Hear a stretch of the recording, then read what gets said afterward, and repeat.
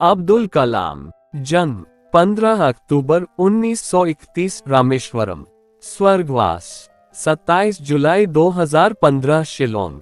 उपलब्धियां जिन्हें doctor APJ Abdul Kalam के नाम से जाना जाता है, भारत के पूर्व राष्ट्रपति, प्रसिद्ध वैज्ञानिक और अभियंता के रूप में विख्यात हैं।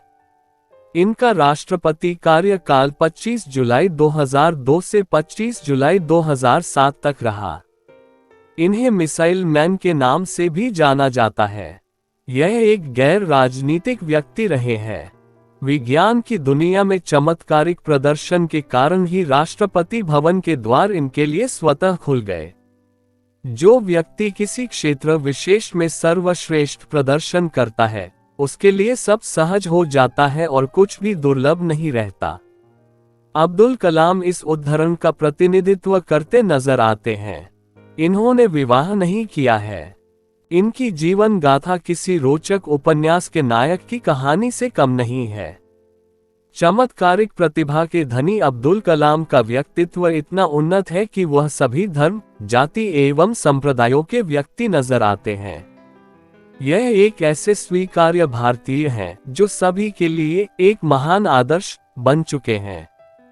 विज्ञान की दुनिया से देश का प्रथम नागरिक बनना कपोल कल्पना मात्र नहीं है, क्योंकि यह एक जीवित प्रणेता की सत्य कथा है। जीवन परिचय। अब्दुल कलाम का पूरा नाम डॉक्टर अबुल पाकिर जैनुल्लाब्दीन अब्दुल कलाम है। इनका जन्म 15 अक्टूबर 1931 को रामेश्वरम, तमिलनाडु में हुआ। द्वीप जैसा छोटा सा शहर प्राकृतिक छटा से भरपूर था। शायद इसीलिए अब्दुल कलाम जी का प्रकृति से बहुत जुड़ाव रहा है। रामेश्वरम का प्राकृतिक सौंदर्य समुद्र की निकटता के कारण सदैव बहुत दर्शनीय रहा है। इनके पिता जैनुल्लाब्दीन न तो ज्यादा पढ़े लिखे थे, न ही पैसे वाले थे। वे नाविक थे और नियम के बहुत पक्के थे। इनके पिता मछुआरों को नाव किराए पर दिया करते थे। इनके संबंध रामेश्वरम के हिंदू नेताओं तथा अध्यापकों के साथ काफी स्नेहपूर्ण थे।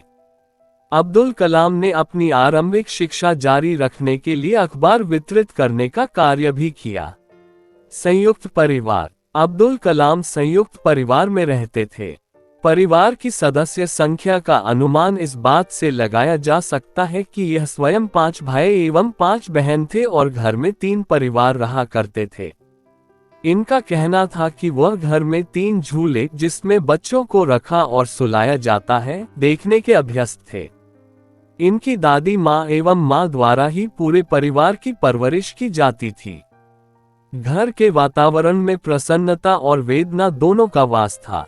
इनके घर में कितने लोग थे और इनकी माँ बहुत लोगों का खाना बनाती थी, क्योंकि घर में 3 भरे पूरे परिवारों के साथ साथ बाहर के लोग भी हमारे साथ खाना खाते थे। इनके घर में खुशियां भी थीं तो मुश्किलें भी थीं। अब्दुल कलाम के जीवन पर इनके पिता का बहुत प्रभाव रहा। वे भले ही पढ़े लिखे नहीं थे, लेकिन उनकी लगन और उनके दिए संस्कार अब्दुल कलाम के बहुत काम आए। अब्दुल कलाम के पिता चारों वक्त की नमाज पढ़ते थे और जीवन में एक सच्चे इंसान थे। जीवन की एक घटना। अब्दुल कलाम के जीवन की एक घटना है कि यह भाई बहनों के साथ खाना खा रहे थे। इनके यहाँ चावल खूब होता था, इसलिए खाने में वही दिया जाता था। रोटियां कम मिलती थी। जब इनकी माँ ने इनको रोटियां ज्यादा दे दी, तो इनके भाई ने एक बड़े सच का खुलासा किया। इनके भाई ने अलग ले जाकर इनसे कहा कि माँ के लिए एक भी रोटी नहीं बची और तुम्हें उन्होंने ज्यादा रोटियां दे दी। वो बहुत कठिन समय था और उनके भाई चाहते थे कि अब्दुल कलाम जिम्मेदारी का व्यवहार करें। तब यह अपने जज्बातों पर काबू नहीं पा सके और दौड़कर माँ के गले से जा लगे। उन दिनों कलाम कक्षा 5 के विद्यार्थी थे। इन्हें परिवार में सबसे अधिक स्नेह प्राप्त हुआ, क्योंकि यह परिवार में सबसे छोटे थे। तब घरों में विद्युत नहीं थी और केरोसिन तेल के दीपक जला करते थे, जिनका समय रात्रि 7 से 9 तक नियत था। लेकिन यह अपनी माता के अतिरिक्त स्नेह के कारण पढ़ाई करने हेतु रात के 11 बजे तक दीपक का उपयोग करते थे। अब्दुल कलाम के जीवन में इनकी माता का बहुत महत्वपूर्ण स्थान रहा है। इनकी माता ने 92 वर्ष की उम्र पाए। वह प्रेम, दया और स्नेह की प्रतिमूर्ति थीं। उनका स्वभाव बेहद शालीन था। इनकी माता पांचों समय की नमाज अदा करती थी। जब इन्हें नमाज करते हुए अब्दुल कलाम देखते थे तो इन्हें रूहानी सुकून और प्रेरणा प्राप्त होती थी। जिस घर अब्दुल कलाम का जन्म हुआ वह आज भी रामेश्वरम में मस्जिद मार्ग पर स्थित है। इसके साथ ही इनके भाई की कलाकृतियों की दुकान भी संलग्न है। यहाँ पर्यटक इसी कारण खींचे चले आते हैं क्योंकि अब्दुल कलाम का आवास स्थित है। 1964 में 33 वर्ष की उम्र में डॉक्टर अब्दुल कलाम ने जल की भयानक विनाशलीला देखी और जल की शक्ति का वास्तविक अनुमान लगाया। चक्रवाती तूफान में पायबंद पुल और यात्रियों से भरी एक रेलगाड़ी के साथ साथ अब्दुल कलाम का पुश्तैनी गांव धनुष्यकुड़ी भी बह गया था। जब यह मात्र 19 वर्ष के थे तब द्वितीय विश्व युद्ध की विभीषिका को भी महसूस किया। युद्ध का दवानल रामेश्वरम के द्वार तक पहुंचा था। इन परिस्थितियों में भोजन सहित सभी आवश्यक वस्तुओं का अभाव हो गया था। विद्यार्थी जीवन। अब्दुल कलाम जब 8-9 साल के थे तब से सुबह 4 बजे उठते थे और स्नान करने के बाद गणित के अध्यापक स्वामियर के पास गणित पढ़ने चले जाते थे। स्वामियर की यह विशेषता थी कि जो विद्यार्थी स्नान करके नहीं आता था वह उसे नहीं पढ़ाते थे। स्वामियर एक अनोखे अध्यापक थे और 5 विद्यार्थियों को प्रतिवर्ष निःशुल्क ट्यूशन पढ़ाते थे। इनकी माता इन्हें उठाकर स्नान कराती थी और नाश्ता करवाकर ट्यूशन पढ़ने भेज देती थी। अब्दुल कलाम ट्यूशन पढ़कर 5:30 बजे वापस आते थे। उसके बाद अपने पिता के साथ नमाज पढ़ते थे। फिर कुरान शरीफ का अध्ययन करने के लिए वह रेशिक स्कूल मदरसा चले जाते थे।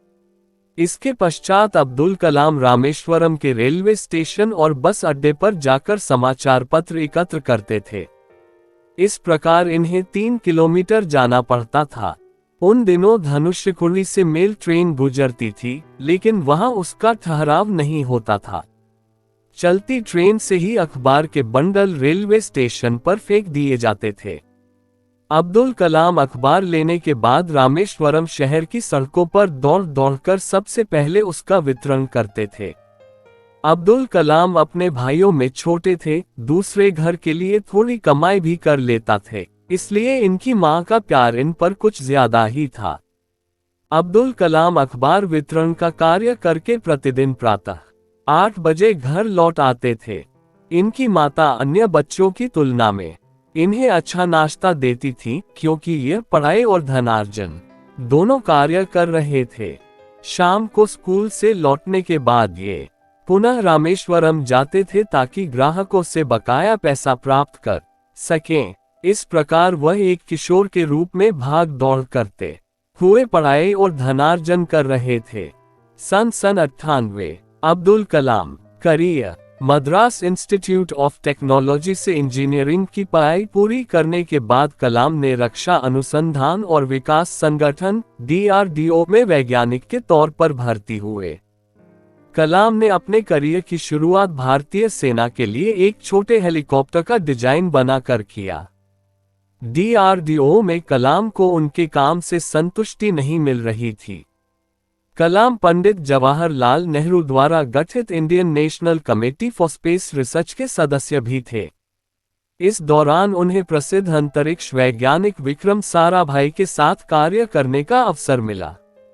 वर्ष 1969 में उनका स्थानांतरण भारतीय अंतरिक्ष अनुसंधान संगठन इसरो में हुआ। यहां वो भारत के सैटेलाइट लॉन्च व्हीकल परियोजना के निदेशक के तौर पर नियुक्त किए गए थे। इसी परियोजना की सफलता के परिणामस्वरूप भारत का प्रथम उपग्रह रोहिणी पृथ्वी की कक्षा में वर्ष 1980 में स्थापित किया गया। इसरो में शामिल होना कलाम के करियर का सबसे अहम मोड़ था और जब उन्होंने सैटेलाइट लॉन्च व्हीकल परियोजना पर कार्य आरंभ किया तब उन्हें लगा जैसे वो वही कार्य कर रहे हैं जिसमें उनका मन लगता है। 1963-64 के दौरान उन्होंने अमेरिका के अंतरिक्ष संगठन नासा की भी यात्रा की। परमाणु वैज्ञानिक राजा रमन्ना जिनके देखरेख में भारत ने पहला परमाणु परीक्षण किया, ने कलाम को वर्ष 1974 में पोखरण में परमाणु परीक्षण देखने के लिए भी बुलाया था। 70 और 80 के दशक में अपने कार्यों और सफलताओं से डॉक्टर कलाम भारत में बहुत प्रसिद्ध हो गए और देश के सबसे बड़े वैज्ञानिकों में उनका नाम गिना जाने लगा। उनकी ख्याति इतनी बढ़ गई थी कि तत्कालीन प्रधानमंत्री इंदिरा गांधी ने अपने कैबिनेट के मंजूरी के बिना ही उन्हें कुछ गुप्त परियोजनाओं पर कार्य करने की अनुमति दी थी। भारत सरकार ने महत्वाकांक्षी integrated guided missile development programme का प्रारंभ डॉक्टर कलाम के देखरेख में किया। वह इस परियोजना के मुख्य कार्यकारी थे। इस परियोजना ने देश को अग्नि और पृथ्वी जैसी मिसाइलें दी है। जुलाई 1992 से लेकर दिसंबर 1999 तक डॉक्टर कलाम प्रधानमंत्री के वैज्ञानिक सलाहकार और रक्षा अनुसंधान और विकास संगठन DRDO के सचिव थे। भारत ने अपना दूसरा परमाणु परीक्षण इसी दौरान किया था। उन्होंने इसमें एक महत्वपूर्ण भूमिका निभाई थी। R. चिदंबरम के साथ डॉक्टर कलाम इस परियोजना के समन्वयक थे। इस दौरान मिले मीडिया कवरेज ने उन्हें देश का सबसे बड़ा परमाणु वैज्ञानिक बना दिया। वर्ष 1998 में डॉक्टर कलाम ने हृदय चिकित्सक सोमा राजू के साथ मिलकर एक कम कीमत का कोरोनरी स्टेंट का विकास किया। इसे कलाम राजू स्टेंट का नाम दिया गया। भारत के राष्ट्रपति एक रक्षा वैज्ञानिक के तौर पर उनकी उपलब्धियों और प्रसिद्धि के मद्देनजर DA की गठबंधन सरकार ने उन्हें वर्ष 2002 में राष्ट्रपति पद का उम्मीदवार बनाया।